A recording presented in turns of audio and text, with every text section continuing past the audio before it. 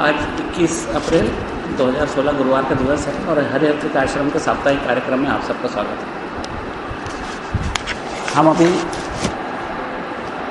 विज्ञान भैरव पढ़ने के क्रम में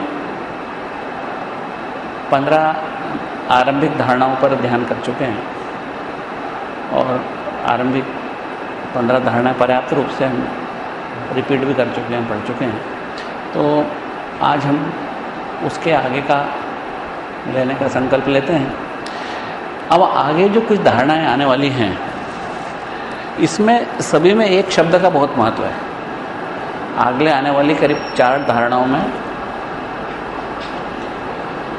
तो आज हम उस चीज़ को समझ लें ताकि उस शब्द का गहनता से हमारे हृदय में जब प्रबलता से उस भाव को समझ में आ जाएगी तो ये धारणाओं को समझने में आसानी हो जाएगी। तो आज सबसे पहले हम उस शब्द को लेते हैं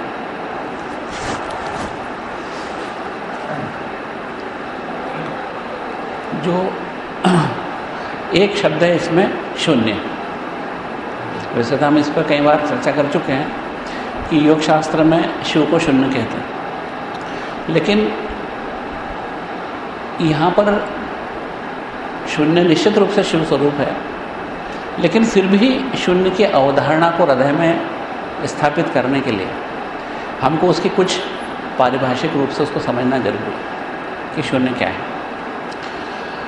क्योंकि जैसे ये आएगा प्रणवादि समुच्चारात, इसमें भी कहते हैं कि अच्छी तरह से प्रणव का उच्चारण करें और उसके बाद में इसके आता है प्लुतांत, यानी एक लंबी धीमे धीमे कम होती हुई आवाज़ आती है। जैसे ओम बोलते हैं जैसे हम, तो ओम इस तरीके से उसका जो अंतिम लंबा धीमा होता हुआ जो उच्चारण है उसको हम प्लुतांत बोलते हैं। तो इस धारणा में कहते हैं कि प्लुतांत के बाद में शून्य पर ध्यान करें। यानी जैसे ही आप ये ओम का उच्चारण करते हैं तो ओम का उच्चारण करते करते करते करते क्या होता है कि आप उसके लंबे उच्चारण के बीच में जब लगातार आप जागरूकता से उसी पर ध्यान केंद्रित करते हैं तो उच्चारण कब बंद हो जाता है और कब उसके बाद में वो मन में चलने लगता है, तो वो स्थिति को प्लुतांत बोलते हैं। कि लंबे समय के अंतराल के बाद में उच्चारण धीमा मद्दा होते होते होते महीन होते होते सूक्ष्म होते होते वो समाप्त हो जाता है। लेकिन उस समय पे जब वो उच्चारण समाप्त होता है उस समय आपको शून्य पर ध्यान करना है। तो ये शून्य क्या है, फिर आगे और आएंगे जैसे पृष्ठ शून्य, मूल शून्य, है ना। तो इनमें समय शून्य का महत्व है। इसलिए पहले अपन ये समझ लेते हैं कि हाँ शून्य किसको बोलते हैं, शून्य पर ध्यान का क्या मतलब। तो पहली बात तो शून्य पर ध्यान के 3 मतलब हैं,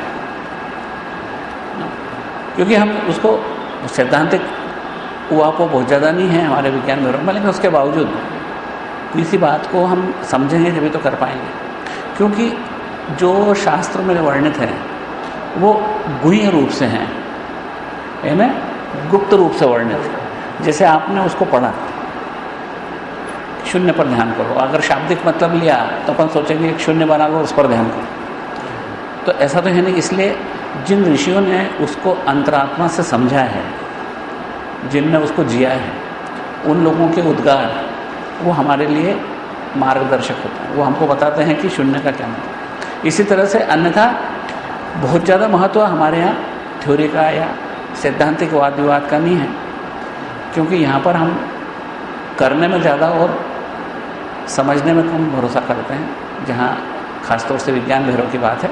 लेकिन इस जगह पे हमको समझना पड़ेगा कि शून्य क्या है। जब हम शून्य पर ध्यान करते हैं तो वो ध्यान एक तो बाहरी आश्रय से मुक्त हो। बाहरी आश्रय क्या है, मूर्ति है, मटका है, दीवार है, कोई व्यक्ति है, किसी व्यक्ति का चित्र है, तो ऐसे किसी बाहरी आश्रय से मुक्त हो। क्योंकि बाहरी आश्रय से किया हुआ ध्यान शून्य का ध्यान नहीं है। एक दूसरा बोलते वो भीतरी आश्रय से भी मुक्त हो। तो भीतरी आश्रय क्या है? हमारे सुख है, दुख है, या हमारे अहंकार हैं, अंदर की तरफ भीतर हमारी जो अंतःकरण की जो भावनाएं हैं, वो भीतरी आश्रय है। हम किसी सुख पर ध्यान कर सकते हैं, किसी दुख को साथ में लेके चल सकते हैं। तो ऐसा आसरा शून्य का ध्यान नहीं है। शून्य के ध्यान के लिए हमको ये भी छोड़ना पड़ेगा। तीसरी बात वो कहते हैं वो क्लेशों से मुक्त हो। ये बहुत विशिष्ट बात है। मतलब बाहरी आश्रय भीतरी आश्रय तो आसानी से समझ में आ जाता है हमको, लेकिन जब हम ध्यान करें शून्य का तो वो ध्यान क्लेश से मुक्त है। तो क्लेश से मुक्त होने का क्या मतलब? तो इसको थोड़ा सा समझना पड़ेगा कि क्लेश से मुक्तता क्या है। ये 5 तरह के क्लेश होते हैं जो योग शास्त्रों में लिखे हैं। अविद्या, अस्मिता, राग द्वेष और अभिनिवेश, इनकी वासनाएं होती हैं। इन 5 क्लेशों की वासनाएं होती हैं, यानी इनके प्रति अतृप्ति का भाव होता है। वासना का मतलब होता है अतृप्ति का भाव, जिसको हम तृप्त करने का प्रयास करते हैं, और वो प्रयास कभी पूरा नहीं होता। नहीं, क्लेश शब्द का मतलब निश्चित रूप से दुख है, लेकिन वो दुख क्या है? देखो, आप कहो दुख, तो आप कहते हो किसी ने मेरे को गाली दे दी तो दुख, किसी ने मेरा मैं कहना नहीं माना, बच्चे ने मेरे को घर से निकाल दिया। आप कुछ भी कहो, 3-5 में से किसी एक के अंतर्गत आ जाएगा वो। तो संसार में जितने दुख हैं वो क्लेश के कारण होते हैं, और वो क्लेश का ऋषियों ने वर्गीकरण किया है कि ये 5 कारण हैं क्लेश के। आप कोई सा भी संसार का दुख ले लो तो उन 5 में से एक कारण जरूर आपको मिलेगा। तो ये जब अपन कारण हटाएंगे जीवन से, किसी ने एक प्रश्न पूछा था कि जिंदगी में क्या ऐसी अवस्था आती जब इनमें से किसी एक की भी जरूरत हो? तो गुरु ने उत्तर दिया, जिंदगी में एक भी कारण ऐसा नहीं है कि इनकी जरूरत हो, फिर भी हमने 5 को पाल रखा है। जैसे हम गाय को पालते हैं तो भाई हमको दूध देगी, घी देगी, गोबर देगी, काम में आएगा। ऐसे हम इन 5 क्लेशों को पाले हुए हैं, और इतने जोर से सीने से लगाए हुए हैं कि हमको ही नहीं मालूम कि हम क्या गलती कर रहे हैं, क्योंकि हमने इन क्लेशों को इस तरीके से सीने से लगा रखा है। हम उसी के बारे में पहले आज समझेंगे, क्योंकि जब तक ये नहीं समझेंगे आगे की धारणाओं को समझने में कठिनाई आएगी। क्योंकि उसमें तो अपन ने लिख दिया कि भाई क्लेशों से मुक्त हो, लेकिन क्लेश है क्या और उससे मुक्त होना कैसे, है ना? अपन कह देने से मात्र से नहीं समझ में आती, लेकिन जब हम उसका वर्गीकरण करते हैं, उसको सिस्टमेटिक तरीके से समझते हैं, तो फिर हमको कदम उठाना आसान हो जाता है। तो ऐसे कहने को तो संसार में दुख ही दुख हैं, ढेर दुख हैं, लेकिन हम उनकी जड़ों को अगर काट देंगे तो सारे दुख समाप्त हो सकते। तो सबसे पहले हमको ये देखना है कि हमारे दुखों का कारण क्या है। तो ये 5 क्लेश बोलते हैं उनको, 5 क्लेश होते हैं। ये योग शास्त्रों में लिखे हैं 5 क्लेश। तो 5 क्लेशों को अगर हम समाप्त करते हैं तो हम दुखों से मुक्त हो सकते हैं, है ना? क्योंकि आनंद का रास्ता तभी खुलता है जब हम इन 5 क्लेशों से अपने आप को मुक्त करते हैं। क्योंकि विज्ञान भैरव का रास्ता काहे का है? सर्वोच्च आनंद का है, सर्वोच्च अनुभव का है, शिव रूपता का है। तो वो हृदय के अंदर तभी प्रफुल्लित होती है जब हम अपने जीव भाव में जो कमियां हैं उनको दूर करते चले। तो हमारी जो कमियां हैं उनमें सबसे बड़ी चीज़ क्या है? हम बाहरी चीज़ों पर एक तो निर्भर करते हैं, हमारी निर्भरता भीतरी चीज़ों पर है, और हमारी निर्भरता क्लेशों पर है। तो हम इन क्लेशों को सीने से लगाए हुए हैं। तो इनको समझें अपन कि क्या है। ये 5 क्लेश हैं। पहला है अविद्या। अविद्या का मतलब होता है अज्ञान। जो हमारा ज्ञान है वो गलत ज्ञान है। अब वो गलत ज्ञान के उन्होंने फिर उसके ऊपर थोड़ी सी व्याख्या अलग से, पर पहले अपन इनको समझ लें फिर उसको अलग अलग समझेंगे। अविद्या को अंग्रेजी में बोलते हैं इग्नोरेंस।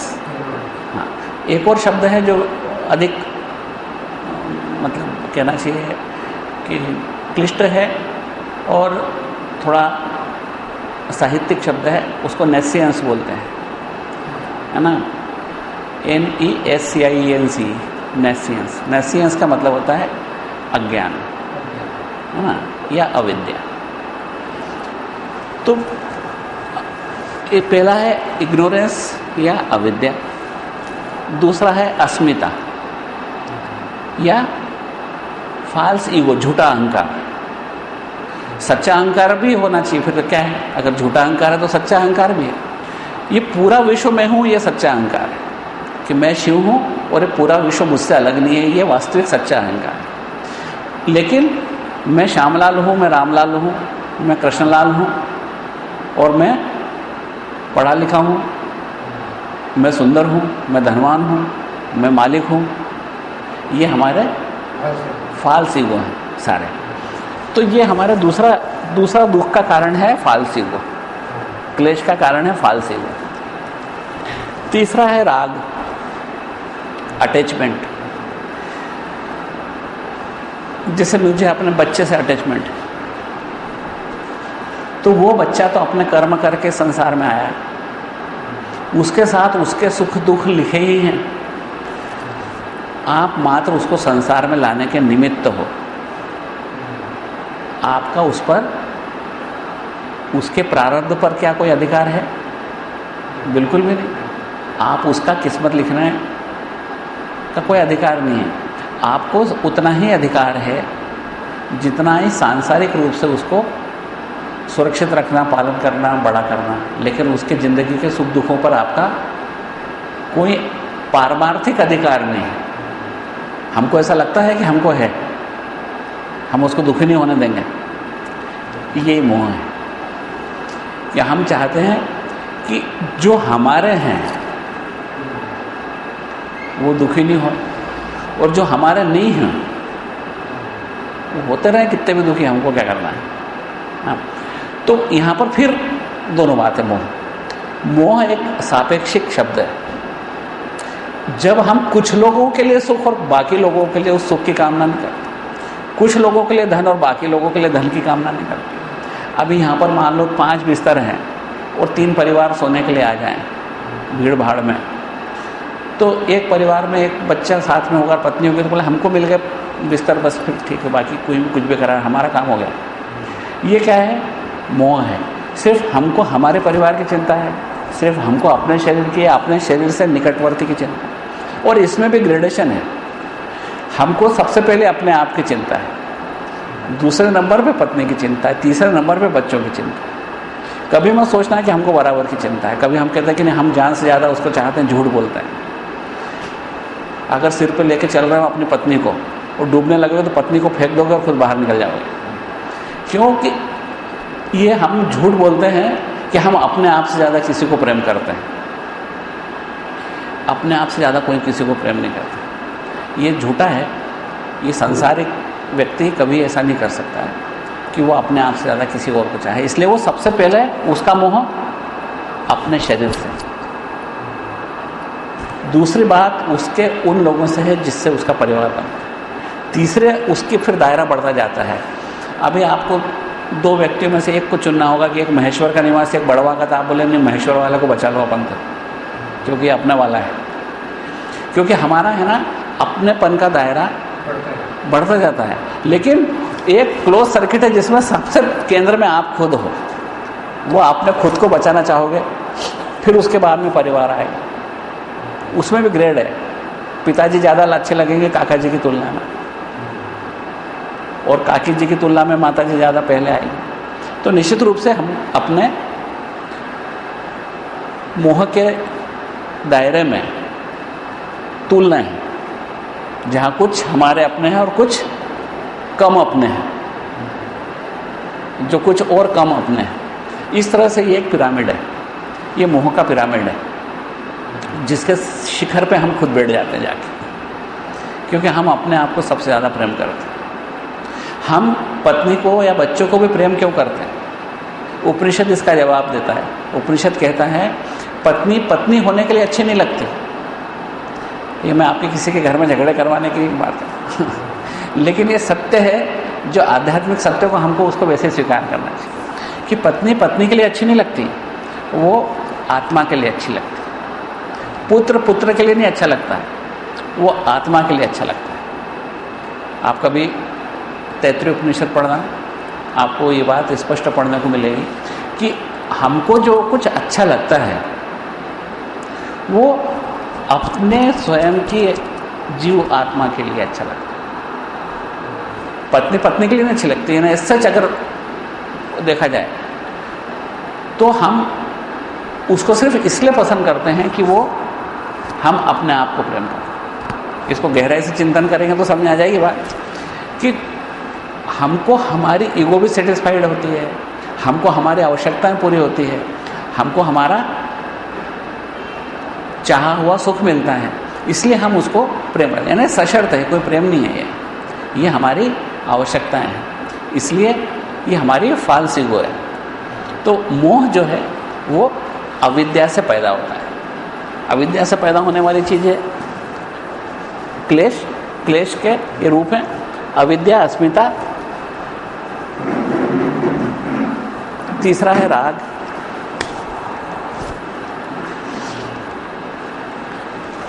अविद्या, अस्मिता, तीसरा राग। राग मतलब अटैचमेंट, अभी एक जो पढ़ा अपन ने। अस्मिता फाल्स ईगो कि मैं पढ़ा लिखा हूँ, मैं धनवान हूँ, मैं हिंदू हूँ या मैं ईश्वर का वासी हूँ। राग में हमारा उन कुछ लोगों से अटैचमेंट और कुछ लोगों से कम अटैचमेंट, उससे कम अटैचमेंट, उससे कम अटैचमेंट। द्वेष ये राग का उल्टा है, लेकिन यहाँ अपन अच्छी तरह से समझ लें, राग अगर बुरा है तो हम कहें उससे उल्टी चीज़ तो अच्छी होना चाहिए, लेकिन द्वेष और राग एक ही सिक्के के दो पहलू हैं। जब हम किसी एक से प्रेम करते हैं तो उसी कीमत पर दूसरे से नफरत करते हैं। वास्तव में प्रेम और नफरत दोनों एक ही सिक्के के दो पहलू हैं। अगर किसी ने पूछा था कि प्रेम का विलोम क्या है, तो आप साधारणतः आप क्या जवाब देंगे? नफरत। प्रेम का विरोध है ना, जिसको एंटोनियम बोलते हैं, विलोम शब्द, जैसे दिन का उल्टा रात, सुख का उल्टा दुख। ऐसे प्रेम का उल्टा क्या है? अपन सामान्यतः क्या जवाब देते हैं? नफरत। नहीं, प्रेम का मतलब उल्टा बिल्कुल नफरत नहीं है। ये परम सत्य है कि नफरत भी प्रेम का एक रूप है। ये मोह, और मोह जब बदलता है तो द्वेष में बदल जाता है।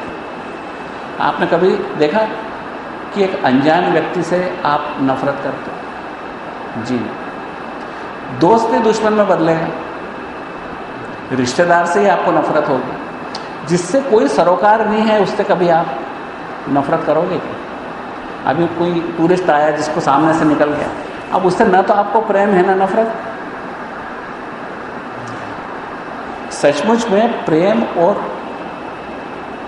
नफरत एक ही सिक्के के दो पहलू हैं। जिससे नफरत होती है उसी से प्रेम होता है। प्रेम होता है तो हम कुछ अपेक्षाएं करते हैं, अपेक्षा पूरी नहीं होती तो उसे नफरत करने लग जाते हैं। तो वास्तव में ये अटैचमेंट का दूसरा रूप है।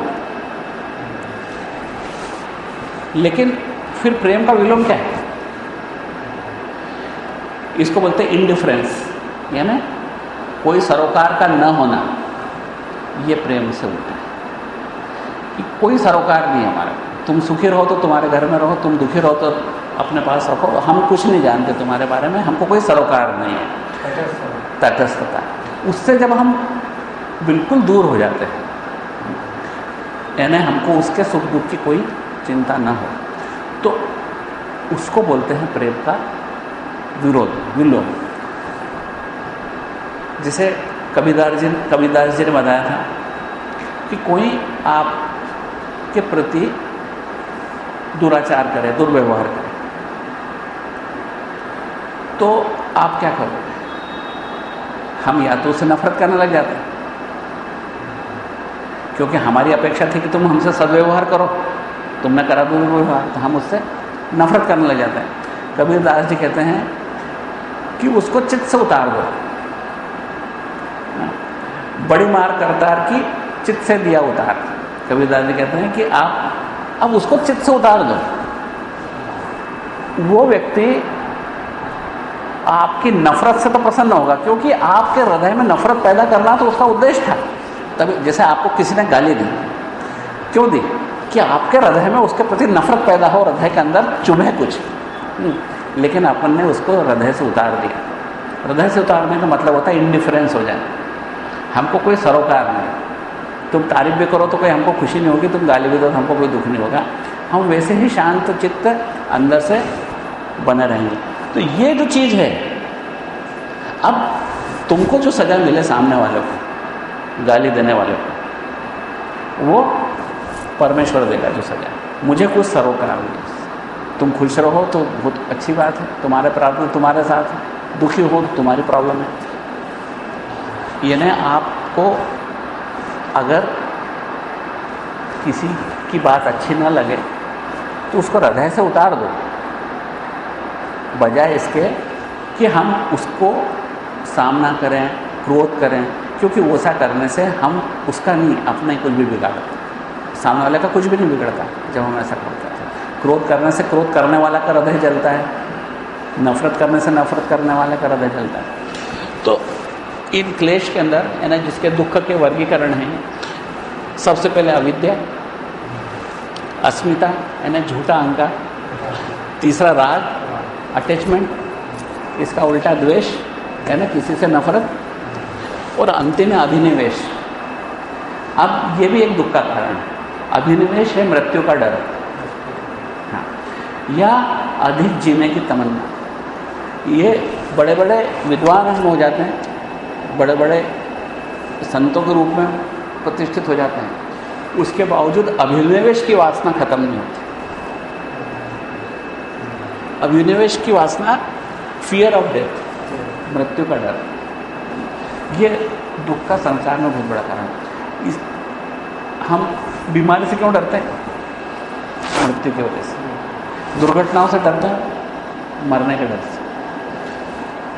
और ये हमारे अवचेतन मन में, चाहे हम दिमागी रूप से मजबूत हो जाने की कोशिश करें, हमारे अवचेतन मन में इसकी वासना बनी रहती कि हम कहीं मर न जाएं, या हमें कुछ हो न जाए। तो हम इन 5 चीज़ों को अगर त्यागते हैं तो ही हम शून्य पर ध्यान कर सकते हैं। हमारी बात कहाँ शुरू हुई थी कि हम शून्य पर ध्यान कैसे करें। तो शून्य पर ध्यान करने के लिए 3 चीज़ें छोड़ना है, बाहरी आसरा, भीतरी आसरा और क्लेश। बाहरी आश्रय मूर्ति पर ध्यान करना है, किसी के चित्र पर ध्यान करना है, किसी दीपक पर ध्यान करना, तो हमारे बाहरी सहारे हैं। भीतरी सहारा है हमारे अंतःकरण की बातें।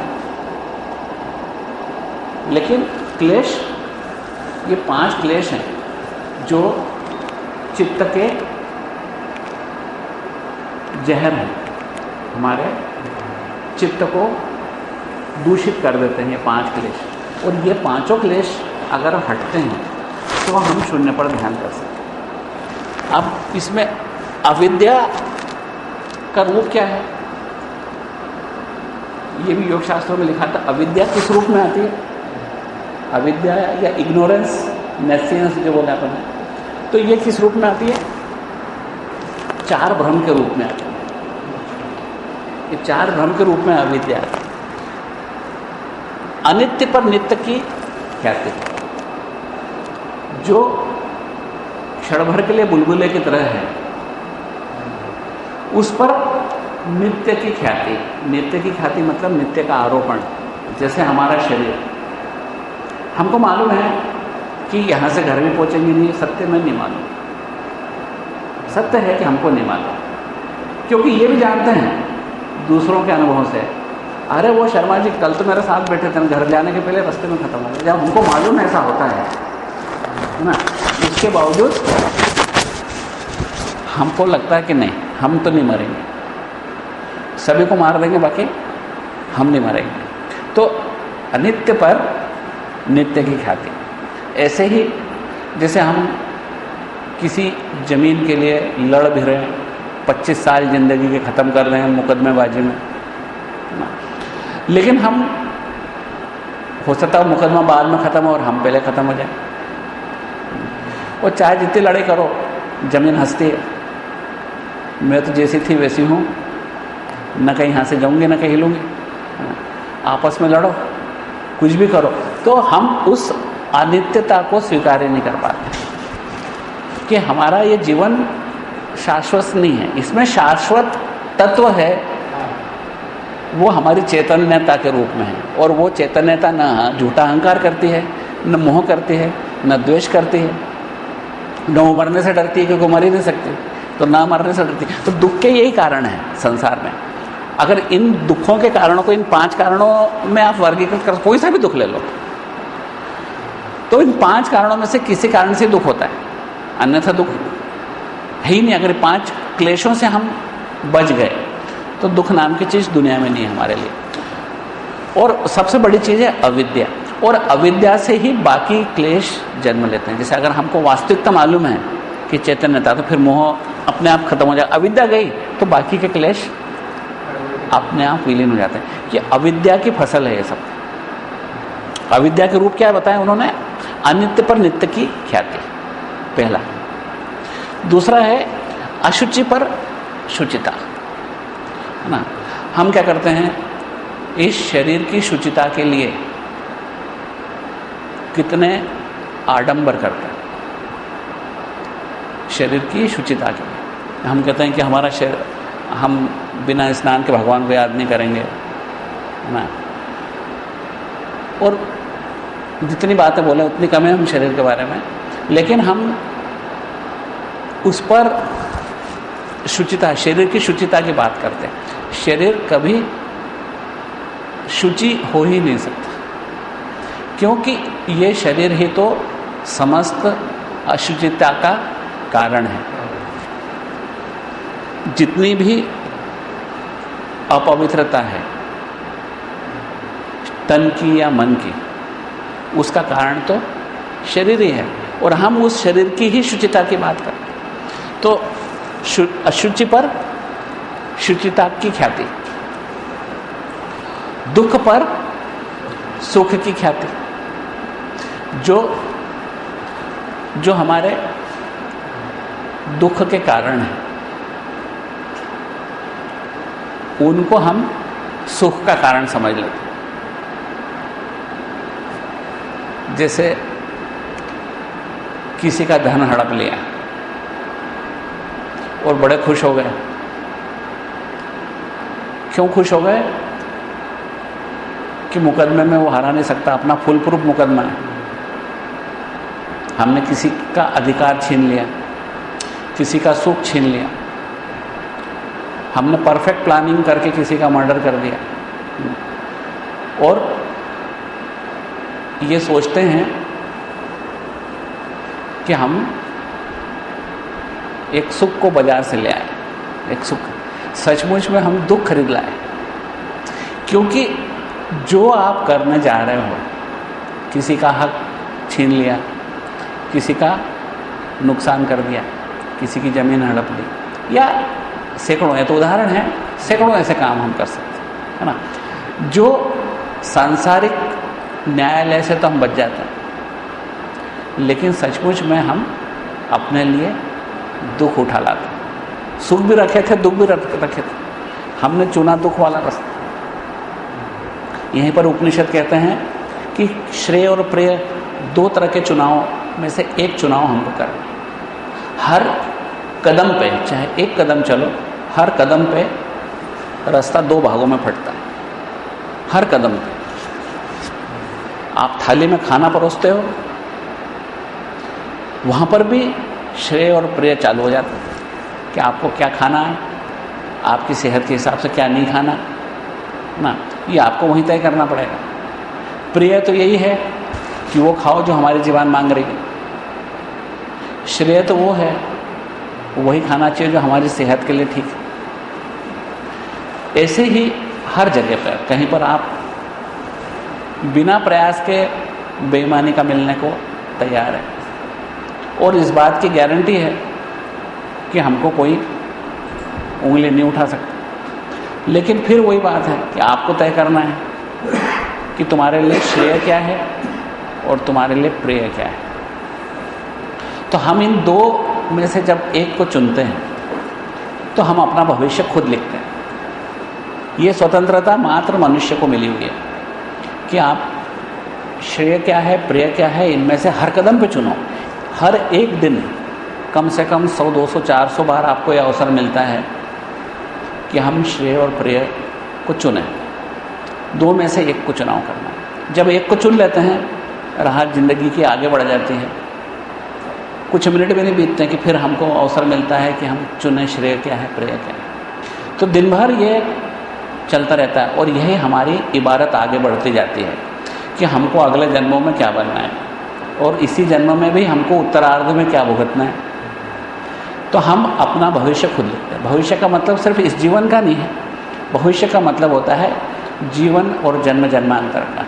क्योंकि इस जन्म के बाद में हम उत्तर जीवन की जो बात करते हैं, इस जीवन के बाद क्या, उसकी इबारत भी हम अपने जीवन में जीते जी लिखते हैं।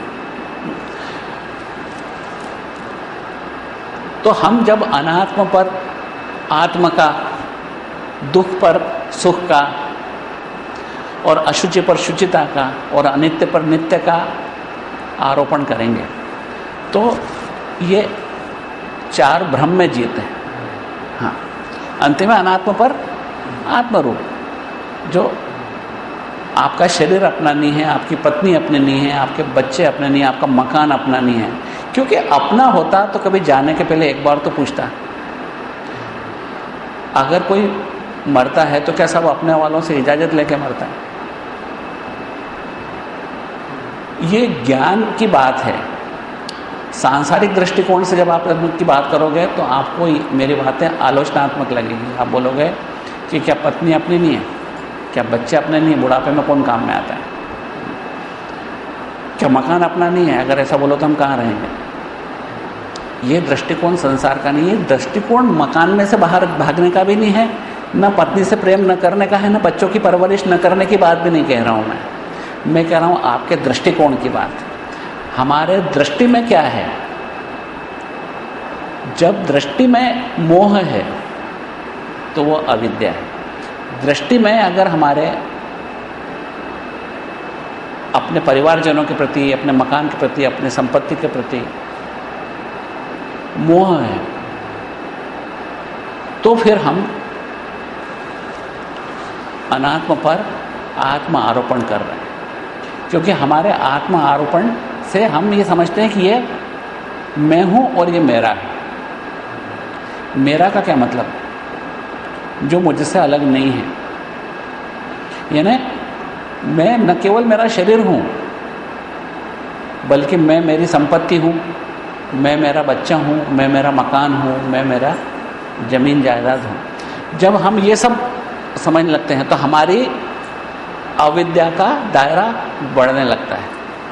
अविद्या का मूल दायरा शरीर तक है, लेकिन इसका और दायरा जब बढ़ता है तो वो अपना परिवार और अपना मकान और अपनी ज़मीन और अपनी जायदाद, इन सबको अपने में समेट लेता है। जहाँ तुम किसी को बोलते हो मेरा, तो मेरा का मतलब होता है मेरा अभिन्न अंग। यानी ये तभी अभिन्न है कि जब आप मरो ये सब साथ में जाना चाहिए। ये शरीर जाता नहीं है, कोई पत्नी साथ में जाती नहीं है, कोई मकान जाता नहीं है, वो जायदाद, बैलेंस शीट कुछ वापस साथ में जाता नहीं। फिर हम इसको मेरा कैसे कह देते हैं? हमारा मेरा कहने का तात्पर्य ये है कि मुझसे अलग नहीं, मैं जहाँ जाऊँगा वो ये मेरे साथ रहेंगे। लेकिन ये कोई भी तो नहीं जाता साथ में। चाहे कितना लाड़ प्यार कर लो बच्चे को, चाहे कितना संवार लो मकान को, चाहे कितनी ज़मीन जायदाद इकट्ठी कर लो, पर हमारे साथ तो एक तिल का दाना भी नहीं जाता साथ। तो फिर हम उस चीज़ को फिर मेरा कैसे कह देते? तो यही हमारे अनात्म पर आत्मारोपण है ना। ये चार भ्रम हैं हमारे मनुष्य जाति के, चार ऐसे भ्रम हैं जिन भ्रमों के कारण अविद्या पलती जाती है या पुष्ट होती चली जाती है। पुष्टता हम ज्ञान की भी कर सकते हैं और अज्ञान की कर सकते हैं, और ये दोनों अवसर आपको प्रेय श्रेय से लगातार मिलते चले जाते हैं। अब अगर हम अविद्या की पुष्टि करते चले जाएंगे तो हमारे क्लेश बढ़ते चले जाएंगे, दुख बढ़ते चले जाएंगे, और मृत्यु के ठीक पहले हमारे पास दुखों का भंडार होगा, और वह भंडार तिल का दाना भला न जाए साथ, लेकिन वो भंडार साथ में जाएगा। ये हम उसमें गीता जी पढ़ी थी, जब भी पढ़ा था कि फूल नहीं जाता है एक बाग से दूसरे बाग में, लेकिन उसकी सुगंध जरूर जाती है। एक बगीचे में अगर फूल लगा दो आप रात रानी के, तो रात को उसकी जब हवा चलेगी तो वो आधे किलोमीटर दूर भी आपको उसकी खुशबू सुनाई देगी। तो वायु जिस तरीके से गंध को ले जाती है, वैसे ही पुर्याष्टक आपके कर्मों को ले जाता है, और वो आगे जाके पटक देगा उन कर्मों की पोटली को इकट्ठी, जैसे कि वैसे हमने अगर दुख इकट्ठे करे, दुख इकट्ठे करने के ये कारण है। अविद्या में जीना, चार भ्रमों में जीना, मतलब अस्मिता, राग, द्वेष और अभिनिवेश, इन 5 क्लेशों को अगर हम इकट्ठा करके चलते हैं तो मृत्यु पर्यंत जिंदगी, मृत्यु के बाद की जिंदगी या हमारी वर्तमान जिंदगी का उत्तरार्ध भी हम दुखों के महासागर में डाल देते हैं। फिर हम जब हमको दुख मिलते हैं इस जीवन में, तो हम कभी भगवान को दोष देते हैं, भगवान मैं तो आपकी इतनी सेवा करता हूँ, मेरे को ऐसा दुष्ट क्यों मिल गया, मैंने तो कभी किसी का तिनका भी नहीं चुराया, ऐसा क्यों हो गया। लेकिन ऐसा कुछ नहीं है, कुछ ना कुछ तो हमने किया है जो हमारी या तो जानकारी में है, और हम मोहवश, मोह का मतलब होता है इग्नोरेंस, और गुरुदेव मोह का मतलब बोलते हैं अंधत्व। आँख बंद है तुम्हारी, निगाह से दिख कुछ नहीं रहा है, इसलिए खुद के कर्मों को देखना सबसे कठिन है। इसलिए हम कहते हैं हमने कुछ नहीं किया, हमने जो कुछ किया है हमसे बेहतर कोई नहीं जानता, लेकिन हम फिर भी कहते हैं हमने ऐसा कुछ नहीं किया। तो जब हम ऐसा दुख आन पड़ता है, उस समय या तो भगवान को दोष देते हैं या लोगों को, इसने मुझे दुख दिया। सचमुच में जब कोई दुख देता है आपको, तो एक श्लोक हमारे गुरुदेव सुनाते थे कि न आपको कोई दुख दे सकता है, न आपको कोई सुख दे सकता है, न आपका सुख कोई छीन सकता है, न कोई आपका दुख दूर कर सकता है। सुख और दुख के रूप में मात्र व्यक्ति अपने अपने कर्मों को भोगता है। न तो कोई सुख दे सकता है आपको, न दुख दे सकता है, न सुख दुख आपसे छीन सकता है। जो आपको सुख देता हुआ प्रतीत होता है, जो आपको दुख देता हुआ प्रतीत होता है, वो निमित्त है, और वो वास्तव में परमेश्वर है। अगर आपको किसी ने आके दुख दिया, तो वह आपके कर्मों का परिणाम है, जो परमेश्वर ने वो रूप धर के आपको दिया।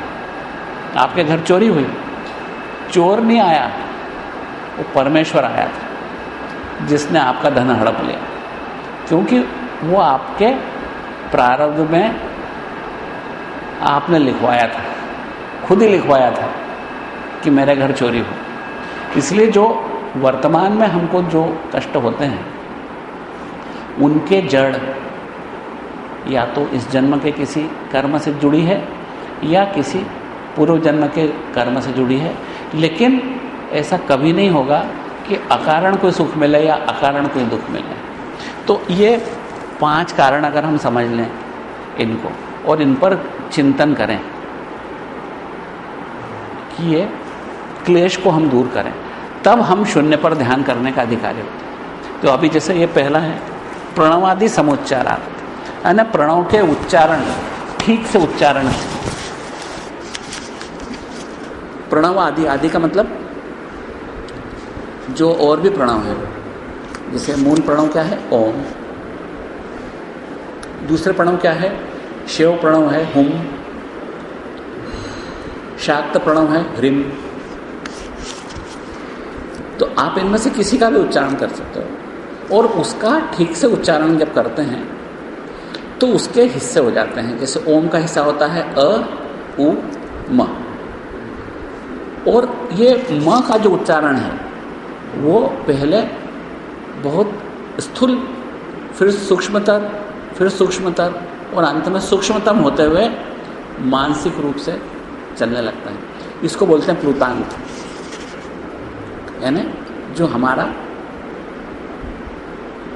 उच्चारण था वो धीमे होते होते होते कब वो मानसिक स्तर तक पहुंच गया हमको पता नहीं, क्योंकि हम उस धागे को लगातार जानते हैं कि वो कान में सुनते सुनते सिर्फ मन में चलने लगा, कान से सुनना बंद हो गया उसका, लेकिन मन में चलने लगा, तो वो प्लुतांत बोलते हैं उसको। और उस स्थिति में अगर हम उस उच्चारण पर पूरी तरह से गहराई से ध्यान दें तो उसी में हमको आत्म साक्षात्कार हो सकता है, भैरव स्वरूपता आ सकती है। आप ओम का जब उच्चारण करें और उसके प्लुतांत के समय, यानी जब उसका उच्चारण मध्य होते होते होते मानसिक चला जाता है, उस समय अगर शून्य पर ध्यान दें, शून्य का मतलब बाहरी या भीतरी आश्रय से मुक्त और किसी क्लेश से मुक्त, उस समय आप मात्र शांत और आनंद में हो। उस समय न तो मन में किसी के प्रति मोह हो, न किसी के प्रति द्वेष हो, न मृत्यु का डर हो, न शरीर का अहंकार हो या मन बुद्धि का या हमारे किसी योगी होने का अहंकार हो। तो उस स्थिति में आत्म साक्षात्कार संभव है।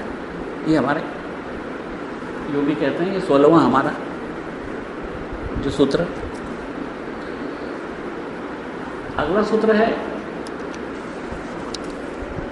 यस्य कस्यापि वर्णस्य। इस सूत्र में, इस सूत्र को हल्का सा पिछली बार बात करी थी अपन कि जब किसी शब्द को उच्चारण करते, आप शांत जगह बैठ जाओ जहाँ पर कि कोई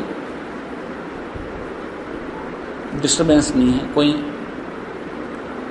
हलचल नहीं है, कोई ध्यान खींचने वाला कोई नहीं है, तो उस स्थिति में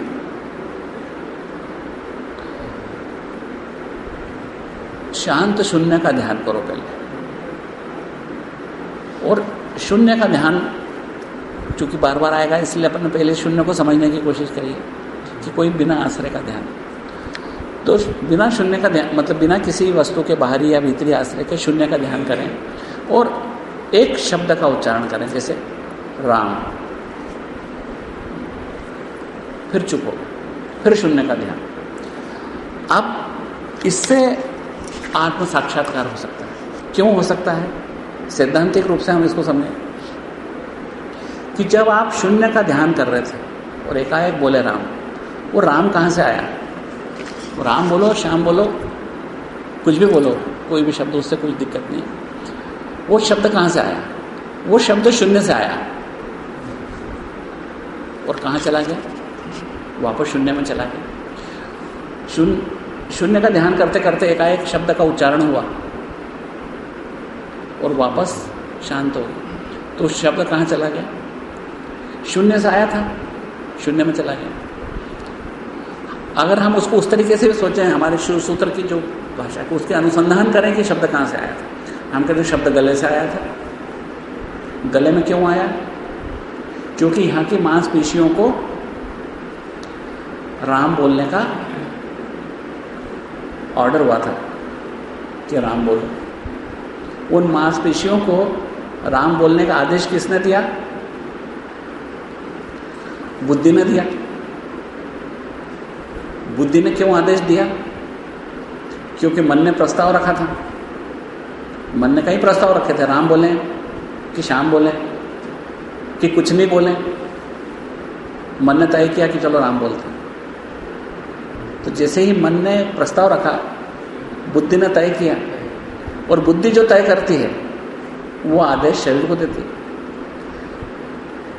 उसके पीछे चलें कि मन ने प्रस्ताव कैसे रखा। क्या मन को प्रस्ताव रखने का कोई अधिकार था? अगर यहाँ पर कोई कलेक्टर साहब हैं और इस जिले के बारे में कोई अधिकार, कोई प्रस्ताव रखें, तो वो अधिकार कैसे है उनको उनको नहीं है, वो कलेक्टर की कुर्सी को अधिकार है, उनको बिल्कुल अधिकार नहीं है। एक व्यक्ति की हैसियत से कोई अधिकार नहीं है, लेकिन कलेक्टर की हैसियत से अधिकार है। ऐसे ही मन को तब अधिकार है जब वो प्राण से प्राणित है, जब उसके पीछे प्राण खड़ा है, प्राण की शक्ति खड़ी है। तो मन की चक्की चल रही है, लगातार प्रस्ताव पैदा हो रहे हैं उसमें से, लेकिन अगर पीछे प्राण नहीं होता तो मन शांत हो जाएगा, मन किसी काम का ही नहीं। तो इसका मतलब वो प्रस्ताव कहाँ से आया? राम बोलने का प्राण से आया, प्राण से मन में आया, मन से बुद्धि में आया, बुद्धि से गले में आया, गले से बाहर आया। तो ये प्राण से आया, पर ये प्राण से कैसे आया? ये प्राण को किसने अधिकार दिया कि मन को चला दे? तो प्राण का प्राण कौन है? प्राण को किसने प्राणित किया? प्राण को किसने जीवंत बनाया? वो हमारा चैतन्य है। क्योंकि हमारे भीतर जो चैतन्यता है उसी से प्राण प्राणित है। हमने उधर से भी पढ़ो तो वो प्राक संवित प्राणे परिणता, यानी सबसे पहले चैतन्य से प्राण बनता है। संवित यानी चैतन्य, संवित से सबसे पहले प्राण बनता है।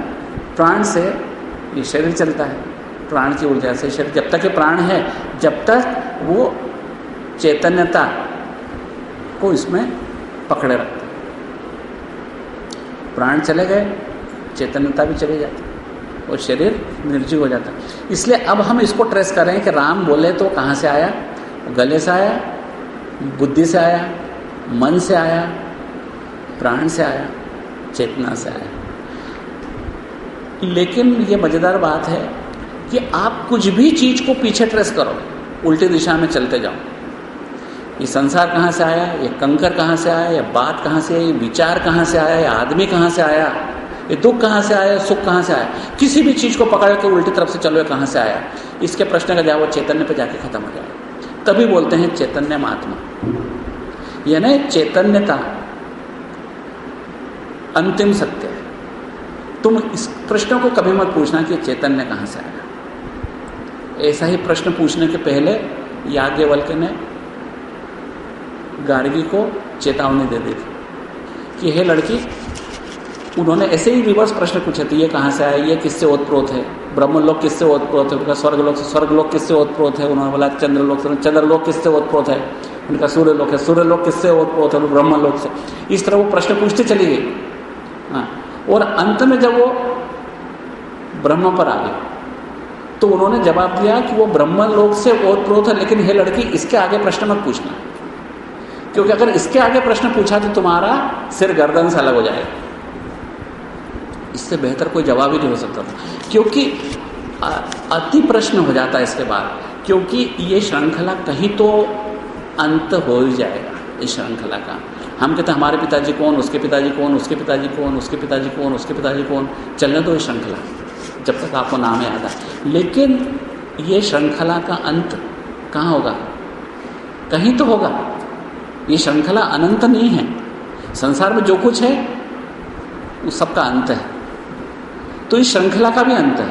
और ये श्रृंखला का अंत कहाँ हो जाता है? परशिव में या चैतन्य में जाके अंत हो जाता है।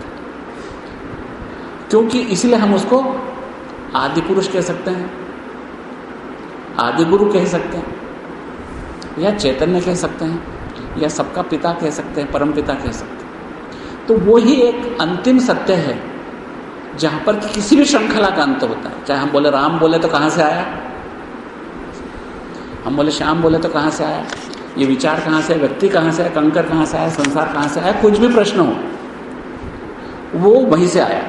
क्योंकि किसी भी विचार, वस्तु, शरीर या दृश्य अदृश्य चीज की भावी या वर्तमान या भूत, सबका स्रोत नेगेटिविटी या पॉजिटिविटी, धनात्मक या ऋणात्मक संख्या, -2 कहाँ से आया, धनात्मक 2 कहाँ से आया, उन सबको अगर हम ट्रेस करेंगे तो वो शिव पर जाकर वो श्रृंखला समाप्त हो जाती है, या परशिव पर जाकर समाप्त, या चैतन्य पर जाकर समाप्त हो जाती है। अब ये हमारी मर्जी उसका क्या नाम देते हैं। क्योंकि उसने तो अपना स्वयं का नाम कोई रखा नहीं है, हमारी इच्छा है हम उसको शिव बोलें, लेकिन सबसे अच्छा चैतन्य बोलें, क्योंकि उसका काम ही सबको चेतन करने का, सबको अस्तित्व में लाने का काम उसी का है, इसलिए हम उसको सबसे अच्छा नाम है चैतन्य।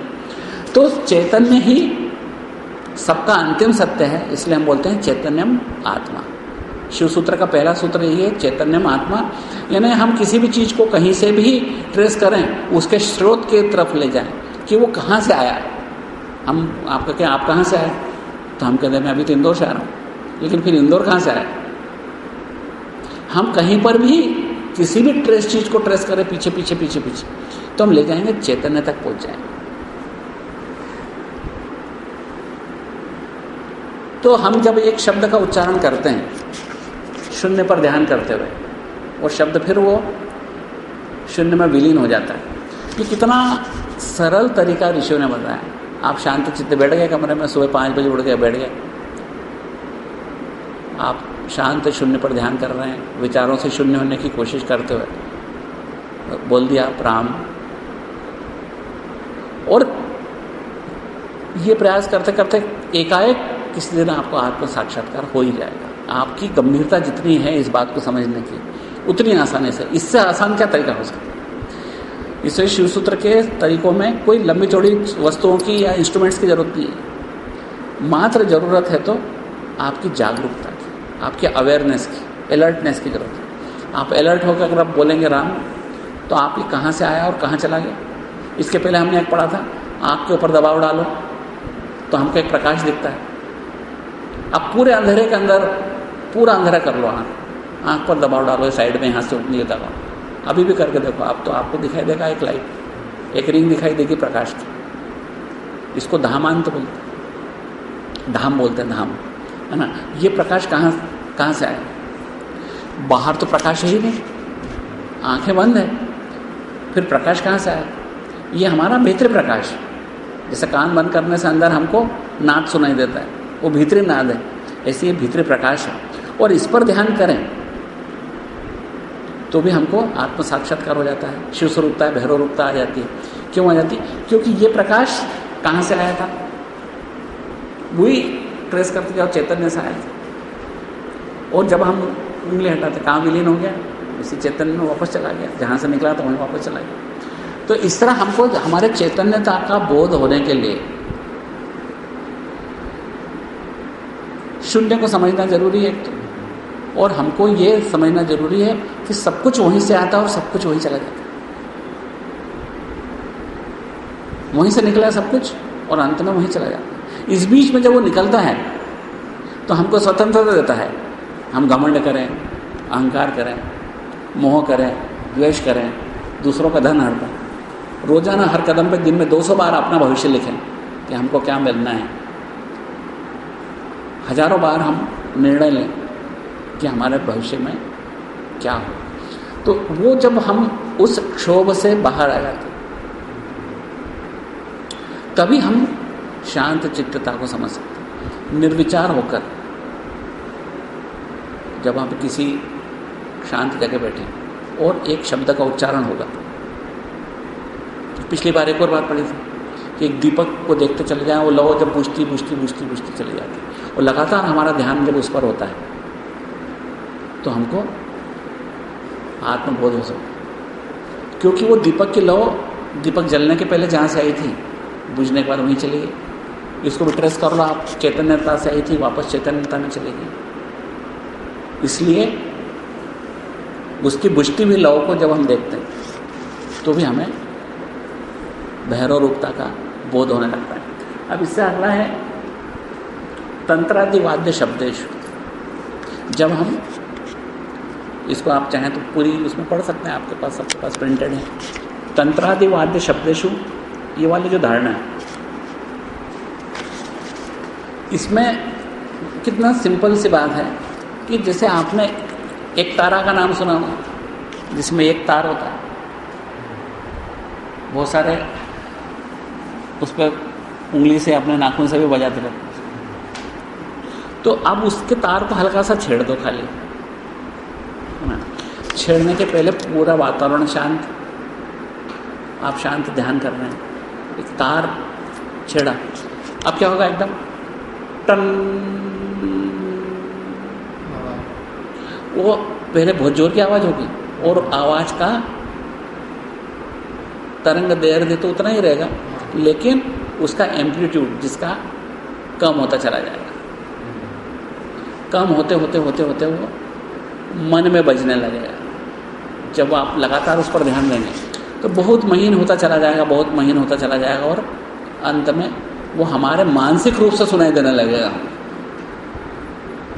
और जब हम उस पर सतत ध्यान करेंगे, कितना सिंपल तरीका है, खाली एक तार को छेड़ दिया बस, और उस तार को छेड़ने से आरंभ में तेज आवाज़ सुनाई देगी और वो आवाज़ अनंत में विलीन हो जाएगी। कहाँ से आई थी वो आवाज़? चैतन्य से आई थी, चैतन्य में विलीन हो गई। और जब हम मान लो उज्जैन गए हैं, घर आना है, हमारे पास शायद कोई साधन नहीं है, और कोई उज्जैन से महेश्वर आ रहा है और गाड़ी में जगह, तो हम क्या बोलेंगे? हमको भी बिठा ले, हमको भी घर वहीं जाना है, उज्जैन ही जाना है। अगर हमारे को चैतन्य से मिलना है और ये आवाज़ चैतन्य तक जा रही है, चैतन्य में तो विलीन होने जा रही है, हम क्या करेंगे? हम भी इस आवाज़ के साथ में हो लेंगे, हम भी चैतन्य तक पहुंच जाएंगे। हमको इस चैतन्य के साथ ही तो चैतन्य, इस आवाज़ के साथ चैतन्य तक जाना है। वो दीपक बुझता हुआ कहाँ जा रहा है? वो भी चैतन्य में जा रहा है। तो बुझते हुए दीपक के साथ भी हम अगर हो लेंगे तो वो चैतन्य में जा रहा है, हम भी उसके साथ चैतन्य में चले जाएंगे। आप बोलो कि हम तो यहीं बैठे रहेंगे, ये तो हमारा शरीर बैठा रहेगा, हमारा बोध तो चैतन्य तक पहुँच जाए। हमारा जो एहसास है, जो अनुमान है, जो हृदय का अनुभव है, वो चैतन्य तक पहुँच जाए। चाहे को तार बजाओ, या एक और तरीका है, घर में मान लो एक तारा नहीं है तो एक बर्तन ले लो, उस बर्तन के ऊपर उंगली से बजा दो, वैसे ही बजेगा, काफ़ी देर बजता रहेगा वो। और वो कब बंद हो जाएगा पता नहीं लगेगा, वो अब हमारे भीतर बजने लगेगा। एक थाली को बजा दो आप शांत वातावरण के बीच में, तो वो बजने लगेगी थाली, और बजते बजते बजते बजते धीमे होते हुए वो शांत कब हो जाएगी हमको पता नहीं, क्योंकि लगातार उस पर ध्यान देंगे तो फिर मन के अंदर बजने लगेगी। एक वो वाइब्रेटर आता है, उसको बजा के आप यहाँ लगा दो कान के पीछे, तो आपको सुनाई देगा, लेकिन आप कब सुनाई देना बंद होता है कई बार हम नहीं बता पाते, क्योंकि वो हमारे मन में बजने लग जाता है। वहाँ बाहर से बंद हो जाता है, लेकिन मन में बजना। वो कहाँ जा रहा है? वो चैतन्य की यात्रा पर जा रहा है, और हम भी उसके पीछे पीछे चल रहे थे, तो हम भी कहाँ पहुँच जाएंगे? हम भी उस चैतन्य के पास पहुँच जाएंगे। इसलिए हम हर उस चीज़ को पकड़ रहे हैं जो चैतन्य तक जा रही है। अगर हमको जाना है उज्जैन, और उज्जैन गाड़ी जा रही है, तो बैठ जाओ भाई इसमें, वो उसके साथ हम भी पहुँच जाएंगे। तो बुझते हुए दीपक की लौ चैतन्य तक जा रही है। बंद होता हुआ एक संगीत चैतन्य तक जा रहा है, एक बोला हुआ शब्द चैतन्य तक जा रहा है। तो उस यात्रा में शून्य से आया है और शून्य तक जा रहा है, तो हम भी तो शून्य से आए, अब हमको भी शून्य तक जाना है। तो आए उस रास्ते को तो हम भूल गए, लेकिन जो ये शून्य तक जा रहा है, इस रास्ते से हम भी शून्य तक जा सकते हैं। लेकिन इस शून्य तक जाने के लिए हमको एक सहारा मिल गया, अब हम उसके पीछे पीछे शून्य तक जा सकते हैं। तो और आगे सूत्रों को लेने का समय आज नहीं है, 1 घंटा हो गया हमारा, लेकिन मूल बातों का हम एक अति संक्षेप में 1 मिनट में दोहरा लें कि हमारे हृदय में जितने क्षोभ कम होंगे, हम ध्यान उतना अच्छा कर सकें। क्षोभ का मतलब क्या? अंदर की हमारे चित्त की हलचल। हमारा चित्त ही हमारे ध्यान में बाधक है, और चित्त की हलचल कब कम हो सकेगी? जब हम इन क्लेशों से मुक्त होंगे, तभी चित्त शांत होगा, चित्त प्रसन्न होगा। आनंदित चित्त शांत होता है, दुखी चित्त हमेशा चंचल होता है। तो चंचलता जब कम करनी है तो उसको क्लेशों से मुक्त करना है। जब क्लेशों से मुक्त होता है तो संसार से लोगों उसकी अपेक्षा कम हो जाती है, वरन वो क्या करने लगता है, संसार को प्रेम देने लगता है। संसार को प्रेम देना अलग चीज़ है, मोह करना अलग चीज़ है, दोनों में जबरदस्त फर्क है।